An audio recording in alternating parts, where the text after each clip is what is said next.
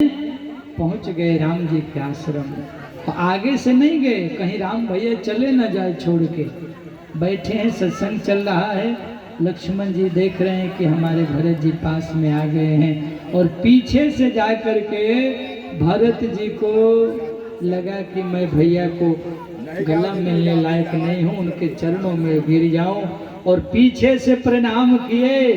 तो लक्ष्मण जी देखे तो क्या बोले, भरत प्रणाम करत रघु नाथा। हे रघुनाथ जी, आपको भरत प्रणाम कर रहे हैं। इतना कान में जैसे ही हमारे राम जी का पड़ा, राम जी अपना दुपट्टा छोड़ दिए, अपना आसन छोड़ दिए, अपना धनुष बाण छोड़ दिए, चार चीज धरती पर गिर गया और उठ करके दौड़ पड़े। सुने राम अब प्रेमय धीरा, कहूँ पटु कहूँ संग धन धीरा।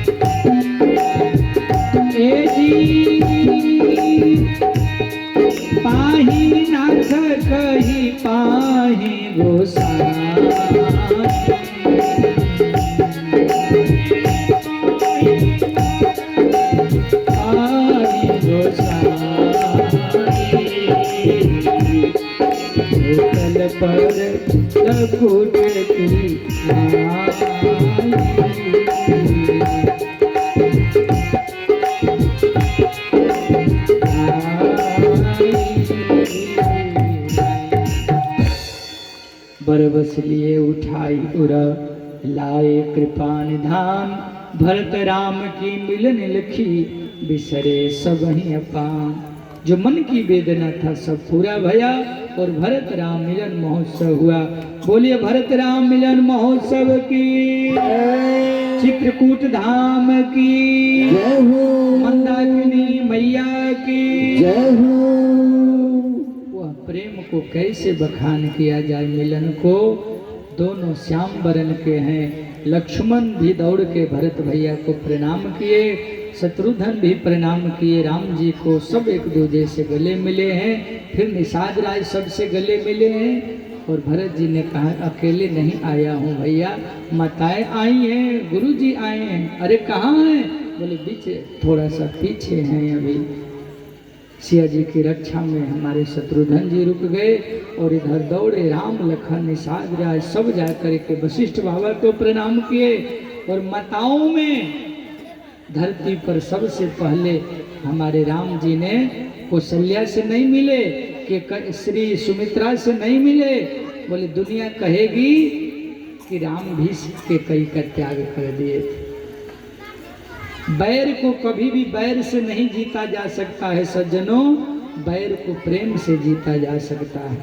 और राम ने कभी भी दिल से थोड़ा भी के कई के प्रति मन में गलाने नहीं लाए थे। इसलिए सबसे पहले धरती पर किसी से मिले तो माँ के कई से मिले। प्रथम राम भेटी के कई, और जाके माँ को गले लगाया, चरणों में प्रणाम किया। सभी माताओं को मिले और सबको मिल करके चित्रकूट अपने आश्रम लाए, और चर्चा हुआ। और जैसे ही संध्या हुआ, हमारे दशरथ मरण की कथा वशिष्ठ जी सुना दिए।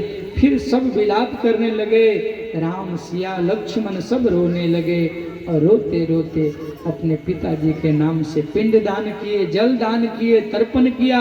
2.5 दिन तक कोई जल तक नहीं पिया। धीरे धीरे समय बीता। फिर बैठक हुआ और भरत जी ने कहा कि भैया अयोध्या की गादी आपके चरणों में रखने आया हूँ, आप इसको स्वीकार करिए। और वशिष्ठ जी ने कहा कि हे राम, भरत की दिल की वेदना को समझो, यह अपनी मन की बात कहने आपके पास आया। रात्रि में सोता नहीं है, रात दिन बस एक ही चिंता है, मेरे भैया भरत, मेरे राम जी कैसे प्रसन्न हो जाएं।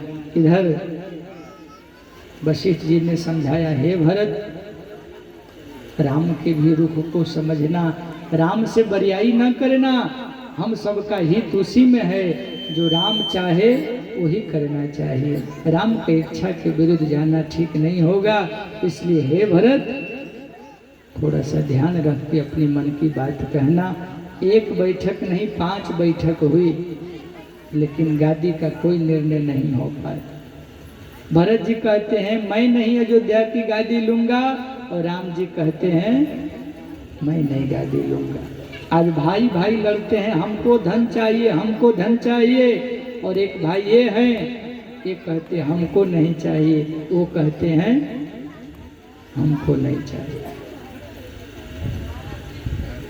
इधर जनक जी महाराज को भी समाचार मिला, तो दुख में समधी समधिनी सब लोग आए। पहले अयोध्या गए, वहां से पुनः चित्रकूट आए। राम जी ने कहा, वशिष्ठ जी ने कहा, अब जब हमारे ससुर जी आ रहे हैं तो समाधान अपने आप हो जाएगा, थोड़ा धीरज रखिए। तो जनक जी जब आए, सबने एक दूसरे से प्रेम किया, मिले, और मिल करके बहुत सारे चर्चा हुई। और चर्चा होने के बाद अंत में गोस्वामी जी कहते हैं, दिन भर बैठक हुई, बातें हुई, पर कोई निर्णय नहीं हो पाया। संध्या बेला में माँ सुनैना सिया जी से मिलने के लिए कौशल्या जी अपनी समधिनी लोगों के पास गई। आज के कई बहुत लजा रही है, गलानी में गल रही है कि समधिनी लोगों से कैसे बात करूं, कैसे मिलूं।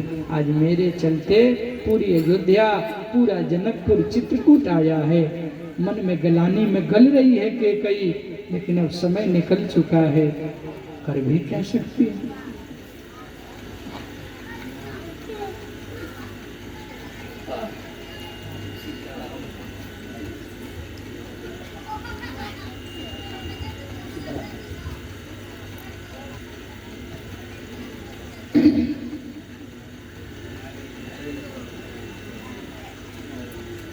श्री जनक जी कोई निर्णय नहीं ले पा रहे हैं, किसके तरफ बोले, चारों बेटा तो मेरा ही। सुनैना जी ने कहा कि हे कौशल्या जी, आपकी बहू मेरी बेटी सीता को इसके पिता से मिलाने के लिए अपने रेवती के तरफ ले जाना चाह रहे हैं। 2 नगर बस गया था, एक तरफ जनकपुर और एक तरफ अयोध्या, वही बालू में, चित्रकूट में। तो इतनी मर्यादा है कि अपने बेटी को उसके पिता से मिलाने के लिए मांग करके ले गई सुनैना। और जब अपने यहाँ ले गई तो गला मिल के बिटिया से खूब रोई। और रोने के बाद संध्या बेला में जब पिताजी गए, दूर से सीता जी को देखे, आंखों में आंसू आ गया। और आंसू भर करके जनक जी ने कहा, वाह बिटिया, तेरे जैसा बेटी हर घर में हो। आज मेरा सीना, मेरा सिर और मेरा दिल सब कुछ बड़ा कर दिया बेटी। आज अगर आप अयोध्या छोड़ करके वनवास नहीं आई रहती तो मैं जनक कौन सा मुंह लेकर के यहाँ आता। पत्नी वह श्रेष्ठ है जो सुख में पीछे रहे पर दुख में पति के साथ रहे। आपत्ति काल में ही नारी की परीक्षा होती है बेटी, और तुमने उस परीक्षा को बहुत अच्छे ढंग से निभाया है। और जानती हो बिटिया, बेटा अच्छा होता है तो एक कुल का उद्धार करता है, लेकिन बेटी अच्छी हो जाए तो 2 कुलों का उद्धार करती है। आज बहुत भगवान की कृपा है कि तुम यहाँ अयोध्या से वनवास में आ गई। गोस्वामी जी कहते हैं कि पुत्र पवित्र किए कुल दो, सुजस धवल तुम कह सब कोई। और ध्यान दीजिए, जो बाप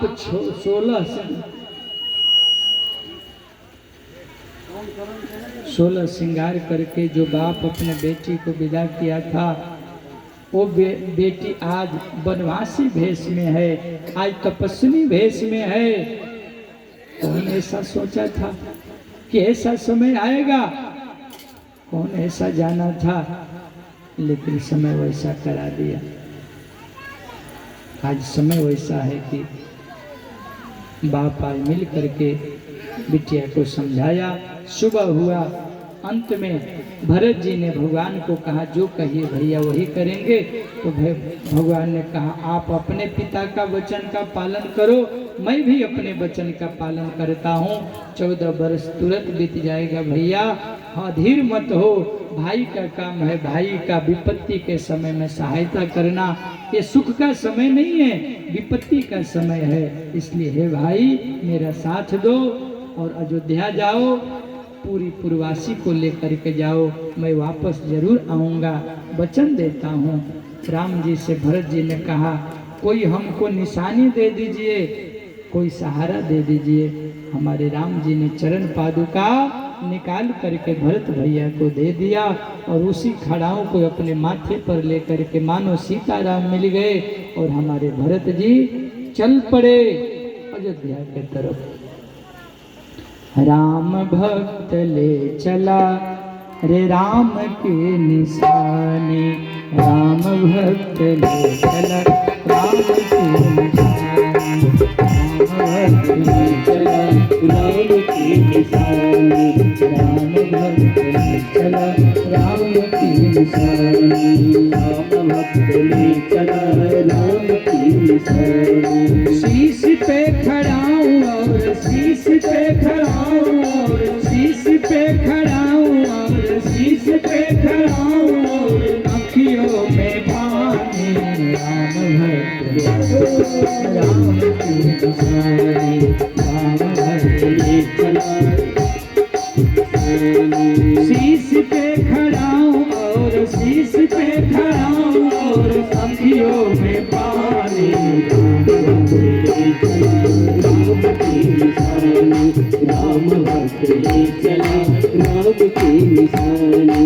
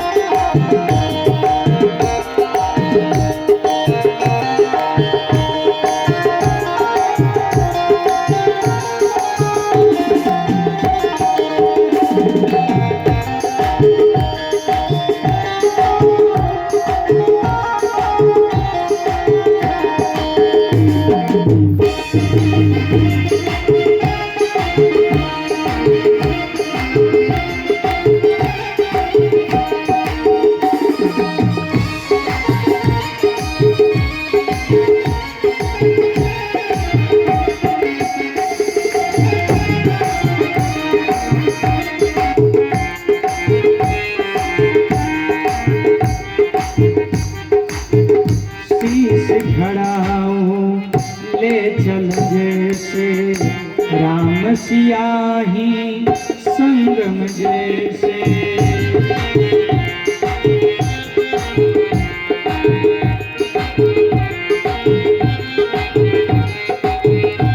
शीश खड़ाऊं ले चल जैसे, राम सिया हो संग में जैसे।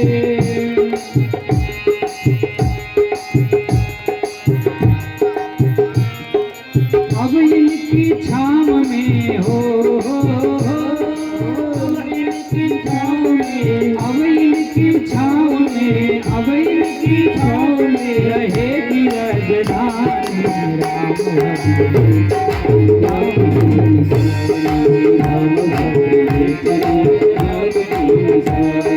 शीश पे खड़ा हूँ, शीश पे खड़ा हूँ, अखियों में पानी।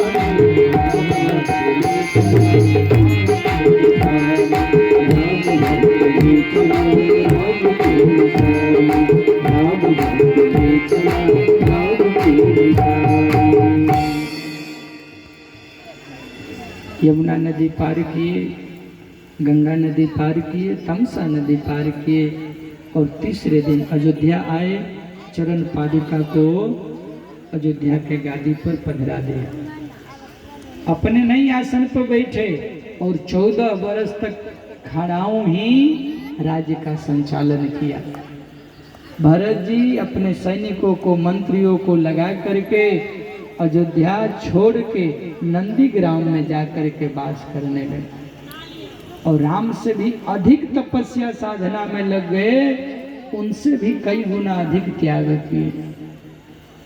जनक जी 4 दिन रहे, फिर अपने जनकपुर गए। पूर्ववासी लोग अपने अपने घर। यहाँ अयोध्या कांड पूर्ण भया। भरत चरित्र को जो गाएगा, सुनेगा, कहेगा, उसको सीताराम के चरणों में प्रेम होगा। इतनी